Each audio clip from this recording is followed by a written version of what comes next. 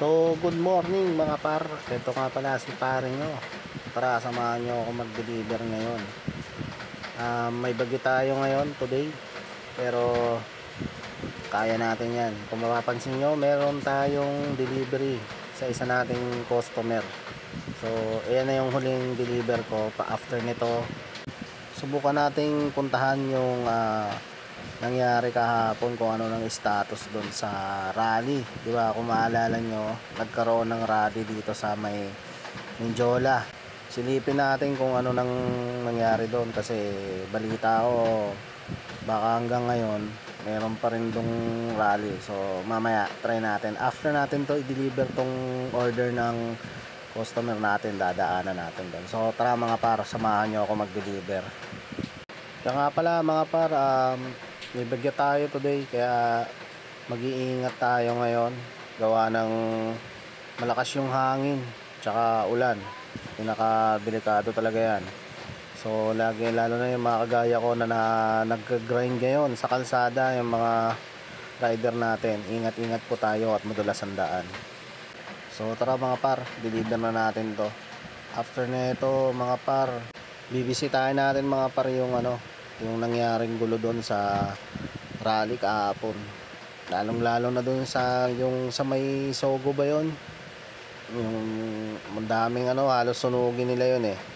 So tara, hatid muna natin to mga par, i-drop natin to, pagkatapos nun diretso na rin tayo doon. So na-i-deliver na nga natin mga par yung i-drop natin dito sa customer. So papunta na tayo uli, puntahan natin yung Mindiola. Tingnan natin kung ano ng status dun mga par. Samahan nyo ako, tara. So mga par, dito na ako sa Mindiola.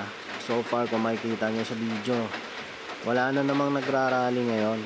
Siguro natakot sila sa bagyo, pero meron pa dyan mga police mobile tsaka mga truck ng bombero. Nandyan pa sila, so siguro nag-aabang, baka meron na namang susugod. Pero sa ngayon, tara, samahan nyo muna ako. Pupuntahan natin ngayon yung Sogo, yung Sogo Hotel, kung saan kahapon ang dami talagang doon, daming mga binagsak. May mga binagsak pa nga ng mga motor doon eh. Tapos balak pang sunugin yung Sogo. So tara, puntahan natin guys, samahan nyo ako. So ito na guys, kung kitang-kita na natin dito yung yung Sogo Hotel. Tara, silipin natin kung ano ng status ngayon dyan. So ito na mga par, ito na yung status dito sa Sogo Hotel, kung saan yung kahapon na ang daming nagmaoy na mga nagrarally. So ayan na, abante pa tayo dito para makita natin. Ayan pinobera nila guys. Siguro grabe yung sira dyan, kaya tinakpan. Ayan pa si kuya, nagpicture pa. Yan. May may sasakyan pa ng reporter, siguro in-interview dyan yung mga empleyado. So grabe talaga yung ginawa ng mga nagrarally dyan kahapon. Grabe yung paggumamaoy nila, kala mo nakainom eh. So mga para, samahan nyo ako, pupuntahan naman natin yung Ayala Bridge. Silipin natin kung anong status doon. So tara mga para, samahan nyo ako. So ito na mga par, tatanong ko na yung Ayala Bridge. So silipin natin kung kaya natin makabante doon, kasi parang balita ko marami pa rin barikada nakaharang dyan. Ayan halos lahat ng sasakyan hindi makadaan. So hanggang dyan lang tayo, kaysa naman mapalayo pa tayo, mag-u-turn na lang ako pabalik. Balikan na lang natin, balik na lang tayo, kasi layo ng iikutan ko doon mga par. So ganon, hindi talaga makakadaan mga sasakyan ngayon doon mga par. So sayang, hindi natin makikita yung sinunog na trailer truck, hindi natin makikita.